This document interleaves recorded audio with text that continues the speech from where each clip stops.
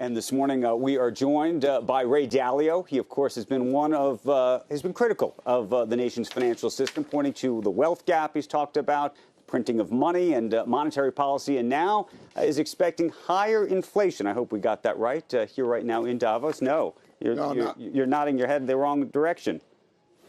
Yeah. Let me clear what I'm saying. We're in a spot in monetary policy where you can no longer stimulate the same way you did before. You used to push a button and go, and it would go up. And as we get down closer to zero interest rates and quantitative easing, it's very much like other periods of time, so it's not that particular stimulation. So we're going to have larger deficits, which we're going to print money for. And so that will be the case. That doesn't necessarily mean an acceleration of inflation. Like in the 1930s, they printed a lot of money. Right. It didn't, but it produces an inflation in financial assets. So the way it works is they print money, they buy a bond, they give it to the seller of the bond, and they buy other financial assets. So it's not necessarily that. But at a point in the future, we still are going to think about what's a storehold of wealth, because when you get negative yielding bonds or something, you're approaching a limit. We are approaching a limit that will be a paradigm shift, I think. Okay, I want to get to that and more in just a minute, but I want to get your reaction. The President Trump, just speaking here in Davos in the last hour, he touted his economic, the economic success of the country and the globe just a short time ago. Here's what he had to say. This is a blue-collar boom.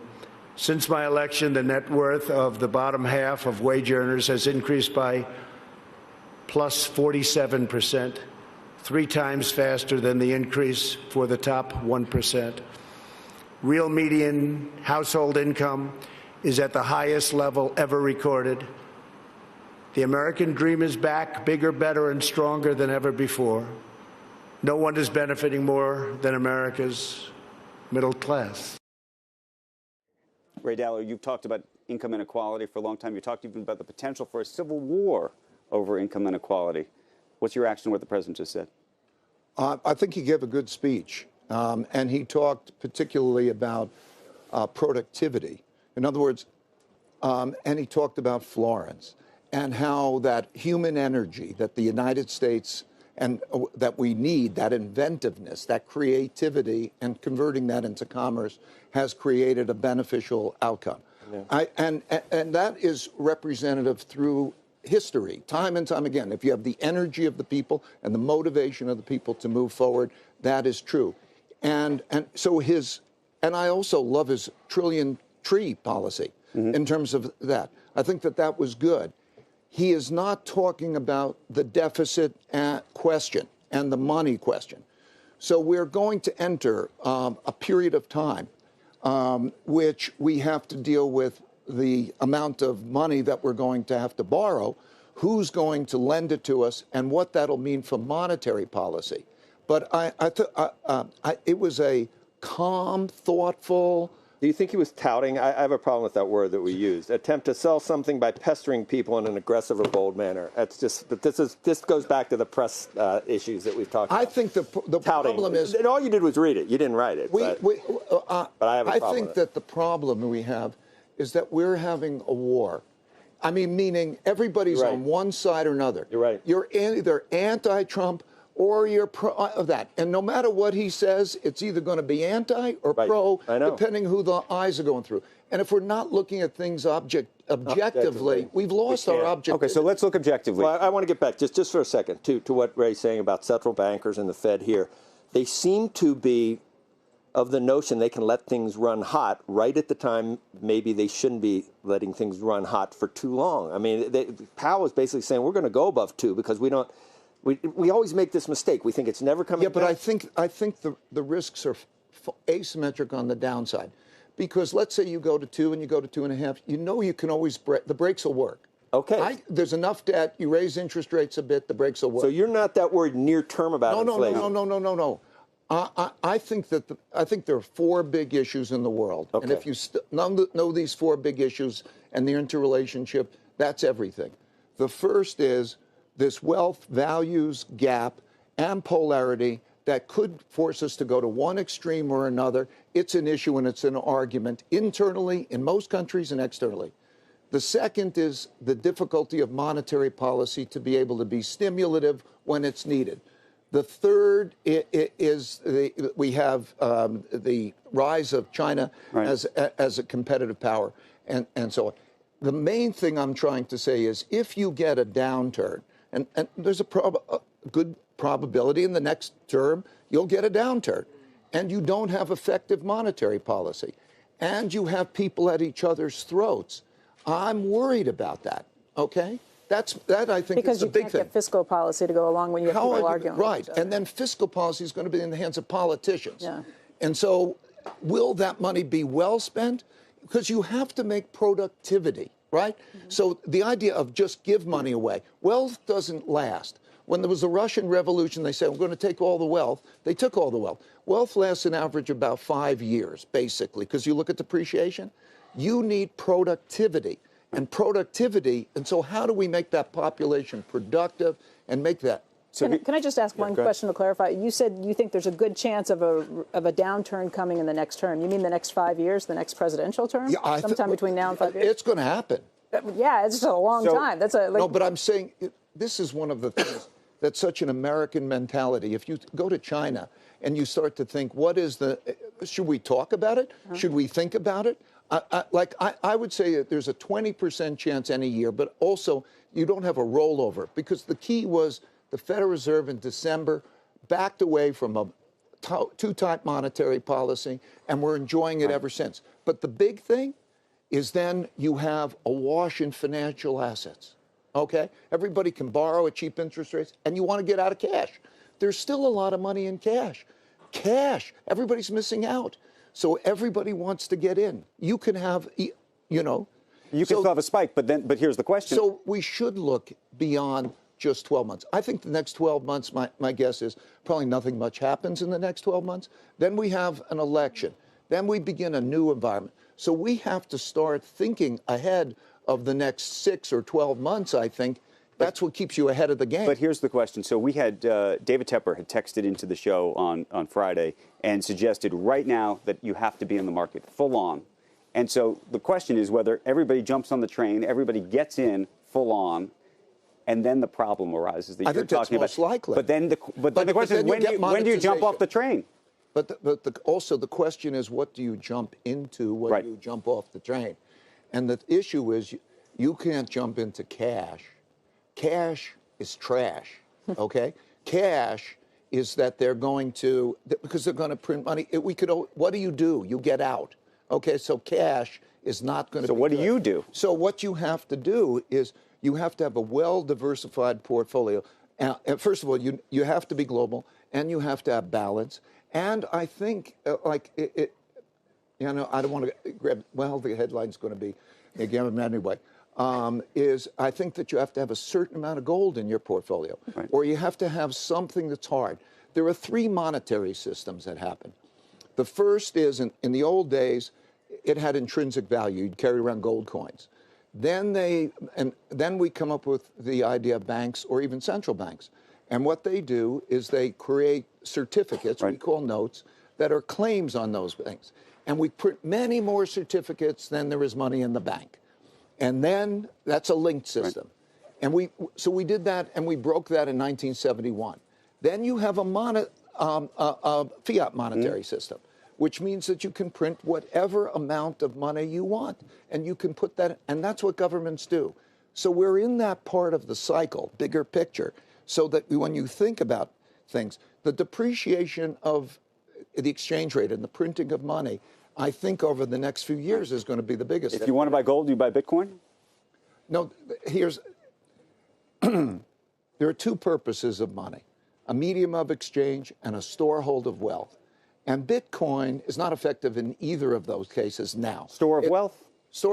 No, because first potentially. Of all, it's too volatile. Because of the volatility, you can't go next to it. Someday when I would say Libra or something which has more stable value, has got more potential. But also, who's going to do the buying? Central bankers and others. What are they going to hold as reserves? What has been tried and true? Are they going to hold digital Bitcoin?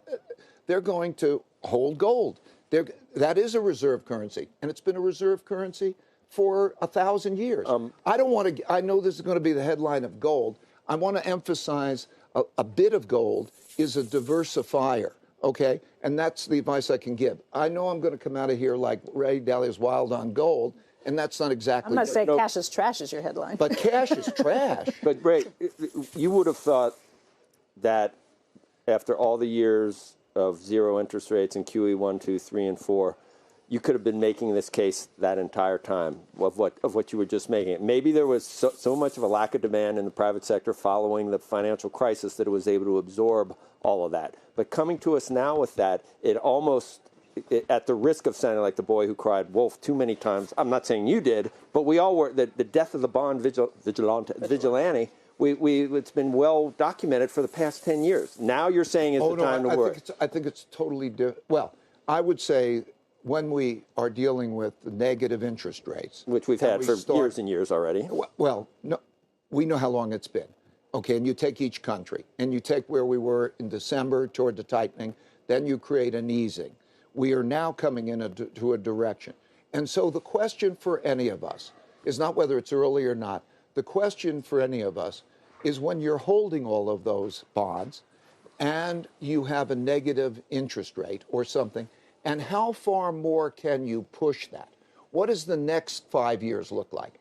And the next 5 years is going to be something like that, plus there'll be more deficits. Now, more deficits means sell more bonds. Who are you going to sell the bonds Why to? should I believe we're going to negative interest rates in the United States? Well, I think that, and I'm not saying now, I'm saying that, okay, if you have a next downturn, okay, it's on average 500 basis points of rate cuts. Oh, then you can't do that. You go to QE, right? Right. And we're having trouble normalizing. Stimulant, right. We don't have much stimulant. We have people at each other's throats over the wealth gap. And so what will the next downturn be? And also, why would you want to hold those? So why do you want to hold those at some point? I don't know. I could be wrong. I've been wrong plenty in my life. So I could be wrong. I'm just trying to describe, like, tell me why that makes sense. So when you talk about who's going to buy these bonds in 5 years from now, I'm curious whether you think the Chinese will be one of them or whether this larger debate around the U.S. versus China is going to play itself out in that context. Look, I could say what if I was in their shoes, how I see things. They have $1 trillion worth of bonds. The bonds are not, you know that they're not going to provide much in the way of returns. And if I was them, I'd be afraid of sanctions on those bonds, meaning the president can unilaterally actually say, I'm not going to pay that debt. I mean, how appealing, if I was Chinese or if I'm another, we're at the three major reserve currencies are at later stages. But you think this is more a function of that this? was very much the same as the 1930s. Okay, meaning, okay, how is that stimulation going to work, right? So answer my question. If you can't lower interest rates much, right? And if you do quantitative easing, you're going to buy more financial assets and so you can get more financial assets. But how is that going to deal with those other issues? Isn't that an issue? We just decided that we're going to go 28 years in this recovery like Australia. So there's not going to be a downturn. So we're not going to need 500 basis points of cutting. And the income inequality, if you look at the quality of life overall, it's much better than it's ever been in history. You're starting to see some organic growth at the low end from all this growth we're seeing in the low unemployment. And maybe it ameliorates it to some extent. And the worst case scenario that you have painted doesn't happen. I'm totally possibly wrong on, I think we know those things I'm saying about the deficits, the money printing, the lack of stimulation, and so on. Right. There is also new technologies that are coming out. There's inventiveness. And innovation. Right. Innovation comes from good thinking. The capacity to supplement using artificial intelligence to we talked about so I think we can make the pie bigger. The issue is how you divide the pie and also how monetization is a threat. So there are good things here. I mean, basically, almost if you oversimplify a portfolio, you probably want the stock in the technology disrupting companies and some gold. I mean, Right. because it's the new technology revolution in relationship also to the monetization question, I think. We got to go, but the president taking a bit of a victory lap for the Phase 1 China trade deal, and I'm just curious what you think of the relationship. Has that genuinely de-escalated things? Do you think it's going to get worse over time, better over time, and how does that? That's why I was asking about the bonds. Does it play into not just whether the bonds are attractive or not, but whether there's a larger fight at play or battle at play? There are 4 major conflicts that we're having with China. And trade is one of them. And this deal is a small part. It's a deal, and it's done. But there's a trade. There's a technology war going on. Right. There is a geopolitical war that's going on. There could be a capital war that is happening. Because what you're having is the emerging power, in many ways going global, and challenging an existing world power. And there's going to be lots to argue about. So after the election, those things don't go away. That's just how rises and declines of powers happen.